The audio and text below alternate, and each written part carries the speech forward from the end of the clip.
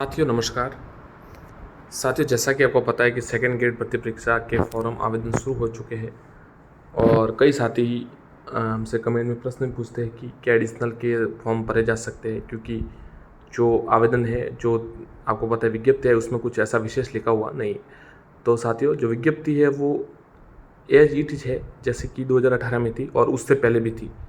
सब जगह विज्ञप्ति का यही हाल है, वो विज्ञप्ति वैसी की वैसी आई, उसमें कोई सुधार न और कोई कमी नहीं की गई है। जो योग्यता है आपको पहले ही बता दी गई थी, उसमें लिखा है जैसे ग्रेजुएशन या इक्विवेलेंट यानी समकक्ष होनी चाहिए, या तो स्नातक या फिर उसके समकक्ष, जो भी सब्जेक्ट में आप पढ़ना चाहते हैं।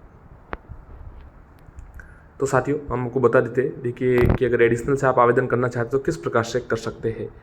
ये हमने जो हमारे पुराने साथी है, एक साथी है जो जिन्होंने एडिशनल से फॉर्म भरा था 2018 में, 16 में और 18 या 16 में शायद, हाँ, और उन्होंने उनका सिलेक्शन भी हुआ था और वो ज्वाइनिंग नौकरी कर रहे हैं और सरकारी सेवा में है। तो ये उनसे हमने जानकारी ली थी, तो हम आपको बता देते हैं कि आप इस प्रकार से आवेदन कर सकते हैं यदि करना चाहे तो। अन्यथा आप इसकी क्वेरी, अगर आपको विश्वास ना हो या फिर आपको लगता है कि ये गलत है, तो आप पूछताछ भी कर सकते हैं, इसमें कोई संशय की बात नहीं है। और जहाँ तक हमें समझ है वहाँ तक ये सही है। आप फिर देखिए आप किस प्रकार से कर सकते हैं। परंतु देखिए, पहले तो आपको एसएसओ आईडी खोलनी है, जो आपको देख सकते हैं ये फोटो है। आप एसएसओ आईडी फिर लॉगिन करेंगे तो उसमें ऑन गोइंग रिक्वायरमेंट आएगी। ऑन गोइंग रिक्वायरमेंट में आप जो सीनियर सेकेंडरी टीचर है, देखिए सीनियर टीचर सेकंड 2022, इसमें आप क्लिक करेंगे। इसके पश्चात देखिए ये होगा एक OTR का ऑप्शन है, उसमें अगर आप करेंगे तो फिर आपका डिटेल वहाँ पर सीधी आ जाएगी।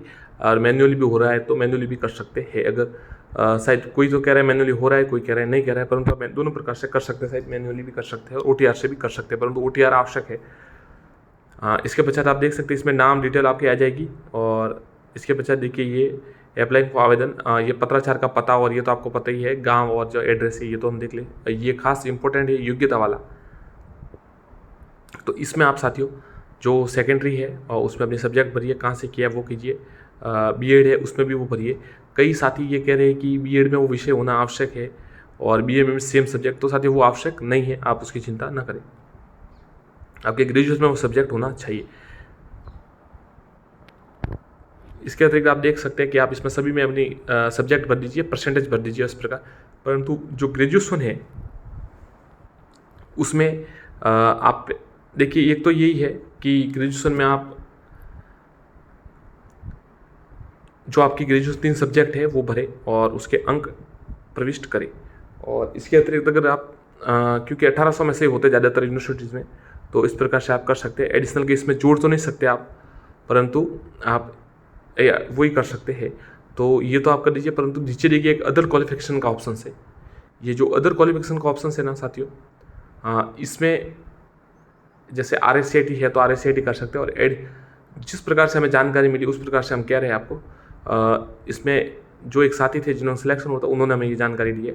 तो इसमें आप एडिशनल का जो है वो भर सकते हैं कि आपने एडिशनल की डिग्री प्राप्त की है और उसमें आप सेलेक्ट कर सकते हो। तो ये जो अदर क्वालिफिकेशन है इसमें आप कर सकते हैं। अन्यथा देखिए एक ऑप्शन ये भी हो सकता है, यदि भी विज्ञप्ति में स्पष्ट नहीं लिखा हुआ, परंतु कि भाई आपने ग्रेजुएशन या समकक्ष जो भी किया है वह वहीं पर आप जो ये ऑप्शन है वहीं पर, क्योंकि आप जिस डिग्री से भर रहे हैं तो उसी से भर सकते हैं कि इंग्लिश से किया है और 600 में से इतने नंबर आए, ये भी आप कर सकते हैं। क्योंकि जब सिलेक्शन होता है, आपको पता है साथियों, चयनित होते हैं तो आपको एक फॉर्म भरने के लिए दिया जाता है, तो उसमें आप अतिरिक्त योग्यता, जो स्नातक योग्यता है उसका विवरण आपको देना पड़ता है। इसमें वेटेज का मामला नहीं है, इसलिए ग्रेजुएशन के जो है दोनों के परसेंटेज नहीं जुड़ रहे, इसलिए परसेंटेज का ऐसा कोई मामला नहीं है। परंतु जो विवरण दिया जाता है, जैसे आपको पता है सेकंड ग्रेड फर्स्ट ग्रेड के जो सिलेक्शन होता है उसके बाद निदेशालय से आपको प्राप्त होता है, वहाँ पर आपको फॉर्म वापस भर के देना पड़ता है, आपकी मेरिट नंबर और सब कुछ, तो उसमें अतिरिक्त योग्यता का आपको बताना पड़ता है और उसमें डिग्री आपको शामिल करनी पड़ती है। अतिरिक्त डिग्री आपको, एडिशनल डिग्री की आपने वहाँ से प्राप्त की, आपको उसका विवरण देना पड़ता है, कितने नंबर आए वो। और देखिए जो आप 2018 में सिलेक्ट हुए वो इसमें सेवा में है। और एक बार तो शायद 2016 या 18 में जो राजेश सैनी जी हैं वो टॉपर थे एडिशनल से, तो उन्होंने टॉप किया था इंग्लिश विषय में।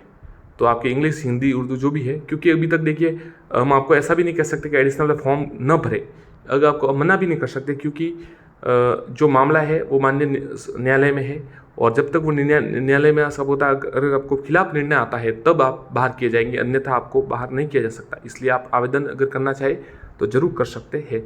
फिर आपकी जो इच्छा पर निर्भर है कि आप करना चाहते हैं या नहीं करना चाहते। और कोई प्रश्न हो तो ज़रूर पूछे। धन्यवाद साथियों।